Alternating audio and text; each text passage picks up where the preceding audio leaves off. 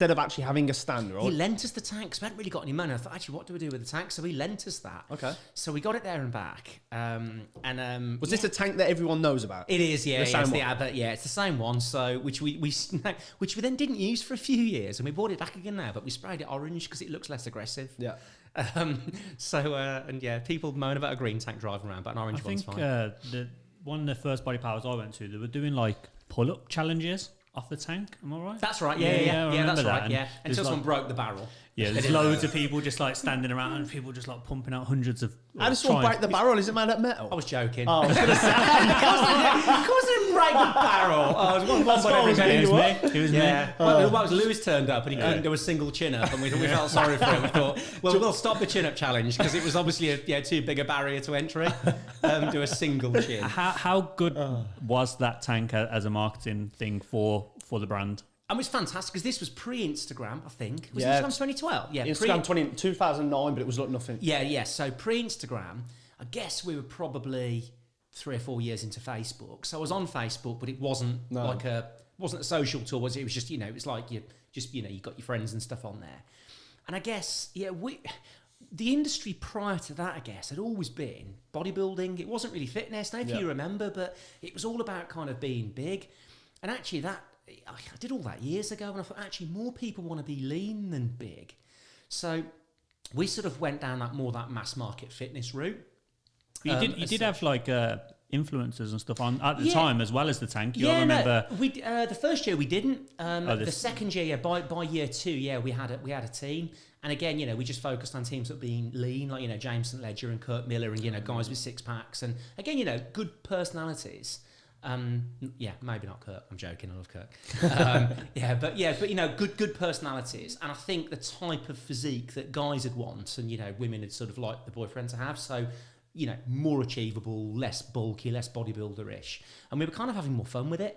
A lot of the traditional sort of bodybuilding crowd were kind of there with the Tupperware and looking miserable, and so they're eating the chicken and rice out of a Tupperware tub, and I think we wanted to really sort of change a bit of that stereotype and have again those roots of look, we actually make serious product because we do, but we don't take ourselves seriously. If that makes sense.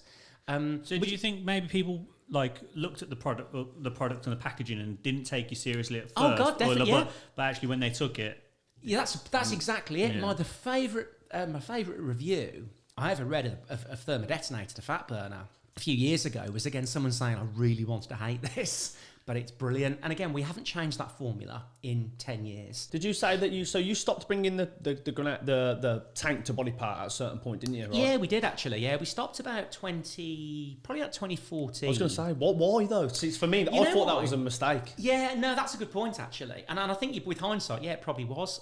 3 reasons probably. First of all, we'd got people coming up to us going, I love your brand, but I can't take it. We go, why not? And they go, because I'm not in the military. I go, oh, okay. So we thought, okay, maybe we've got to talk. But that's only a few people. It was a few people. It's a few people. Yeah, there was that. We didn't want to get too pigeonholed, I guess, in sports and the military, when we've now, we've picked up Marks and Spencer's, Costa Coffee, WH Smith. It's crazy. You mean like, I was literally just about to say before you asked that question, it's like, I remember going to Body Power, seeing Grenade, seeing the tank, and taking these supplements to go in the gym. But then my wife goes to Tesco, and picks up Grenade. But that's mad. Like if you think about like how far that's came, and people like, my wife picking up a Grenade bar. And if you think as well, how many other brands have come from sports and done that where they can outsell a Mars bar? There's none. Yeah. So and this is the hardest thing I struggle with as a founder. Is which bits, because you've got to stay true to your brand, and I do really try and do that, and I love the tanks and all that sort of stuff because I like the military. But at what point, do you make these tweaks, let's say, where you can open the brand up to a lot more people, but without compromising the integrity of the brand? Because I'd never do that. So like I said, we've never made formulas weaker, we've never changed anything. We've changed packaging to probably make it less dingy and less military and less green. So carb is a lot brighter than Thermodet, for instance, because obviously that's green. And then carb killers now a lot, brighter. And things like energy, we just got kind of brighter, more contemporary colours. That's a little bit like Gymshark though, isn't it? If you think about it, from the start, they were like string More gears. bodybuilding. Yeah, Yeah, and then yeah, it's we all changed did. and it will change That's again. And it. it'll The carry whole on. industry was changing, and I think again, forefront of We- body power. We did it. We did that at Body Yeah, Power. we did it. We did it at Body Power. Yeah, absolutely. And to the point then, almost, I guess now, will Body Power, and obviously it hasn't this year, but will it even continue? Because I think They've been hit hard, haven't they? I know, They've but I been think we sort of collectively realise now that it's because it's now no longer. This was a niche industry, really, really niche industry that we grew up in. Yeah. And it's not niche anymore. So actually, I don't know if there's really a place for it. I mean, actually, we spoke to a huge chocolatier because we keep in touch with all the big chocolate brands, and they suggested, you've carved out a real niche. But the niche is huge of like people who are kind of really serious about training. Yeah. I think but it kind of grew mass market. fast as well. Like It sits in the middle between bodybuilding and just general life, but everyone wants to couldn't make cross it up. It's such a weird one. It's a hard thing to define because Yeah. people say to me, like, with the brand. So if I wound back 10 years and went, right, if I said to anyone, right, I'm going to create a brand and it's going to be sort of, inspired by kind of bodybuilding, but we don't want bodybuilders. And we're going to go down the military route because they train really hard and they're sort of not catered for and they're pretty serious about training. But half our consumers are going to be women.